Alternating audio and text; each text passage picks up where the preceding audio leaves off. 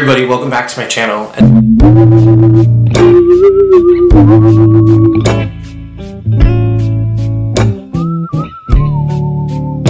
today we're gonna have a story time talking about my paranormal experiences that I had probably about 8 years ago. But they are freaking scary, freaking scary, freaking scary, freaking scary. Like, I still get so scared talking about it. But yeah, so this happened when we were living in Oregon. It was me and my partner and his sister. And we lived in this townhouse that was not in the greatest area. It was kind of sketchy, you know.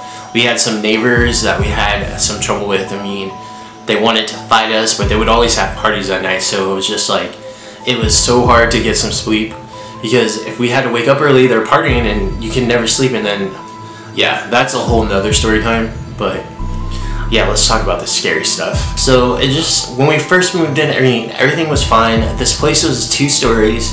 It was 2 bedrooms and 2 bathrooms. And then the living room was downstairs and the kitchen.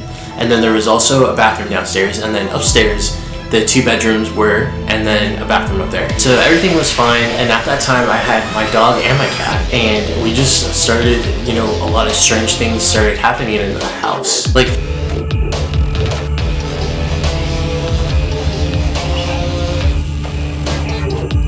for instance, my dog, Kiwi, she was, I think at the time we were all in the living room just like kind of talking and watching TV. And I think it was me, my partner, and his sister. And then we noticed that Kiwi got up and she like ran in the kitchen. So we all just kind of, you know, walked. So we all walked and then we saw Kiwi like run. And so I like followed her, of course. And she was like in the kitchen, her hair was up and she was like barking, kind of like in the corner of the kitchen where the stove was, and she was like barking and growling, and she could see something but we couldn't see anything.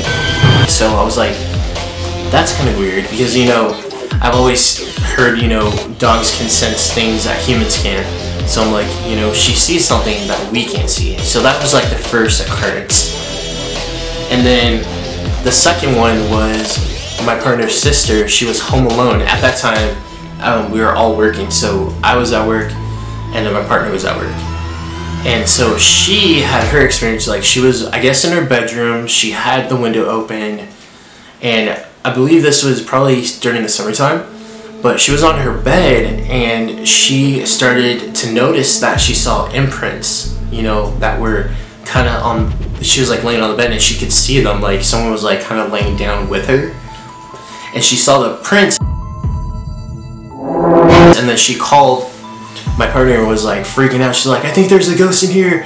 And, you know, and I thought that was pretty strange, you know what I mean? Like to see like your kind of like handprints like kind of going in on the bed, that's a little freaky. So after that happened, I mean, she would never wanted to be alone at the house. And then this other occurrence that happened too, we were all in the living room and, you know, just like doing the same thing like we always do, watch TV or talking or playing games. And then we all heard this loud, like, boom upstairs, and it kind of sounded like it was in the kitchen, because it was just like, boom, like something slammed really, really hard. And then we all like kind of rushed up there to see what happened, you know, we thought maybe it was a cat, you know, knocking something down, but the bathroom door was closed. And then when we opened it up, the bathroom door, everything in the bathroom was just like all over the place. Like somebody just went, you know, just kind of like threw everything, which that was really weird. So that was the third thing. And then the final thing that happened to me was when I got off of work. It was this time was like during the fall time. And I just got off of work and no one was at home at the time. So I went downstairs, and of course, me being a scaredy cat after all the stuff that happened, I turned on all the lights in the kitchen, in the living room, on the hall, you know, up the hallway where the stairs were. And then, so I decided, you know, I do my normal routine, you know, after I get off work, I usually take a shower and then kind of relax. So then I go downstairs, and I noticed that all of the lights are off. So I give my partner a call, I'm like, okay, what's going on? And I'm like, are you playing a joke on me, you know? or did someone break in? All the lights are off and I'm really scared. And he's like, you'll be fine. So I turn on my flashlight on my phone, and I turn on finally I get downstairs and I turn on the lights in the living room, and I turn the lights on in the kitchen, and all of the cabinets in the kitchen were open. Like, all of them. And the fridge door was open too, so I was just like, okay, this is really weird. So then my hair on my neck was like kind of standing up. I'm like, this is not normal. So then after that happened, I'm like, okay, I should do some investigation, because I was actually talking to some of my coworkers about some of the occurrences that were happening in the house, and she's like, that doesn't sound right, you know, that sounds like that your place could be haunted, you know. She's like, let me do some research. So she was like kind of helping me do some research, and she called this place, it's a local paranormal investigators. They would come out and kind of look at your place, and they did some research. So they actually called my phone when I was at work and left me a voicemail, and they're like, hey, we heard about your story, our coworker told you about your place, how it's haunted. We did a little bit of research and we found out people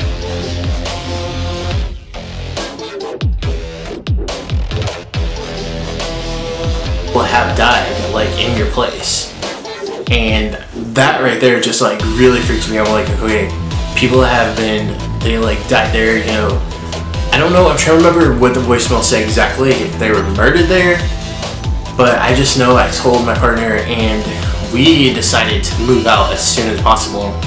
I really wanted them to come and do an investigation, but we never had a chance. I mean, we were really done with that place. There was just so much weird things that were going on. Our neighbors got raided across the street, so they had a SWAT team. They were doing drugs.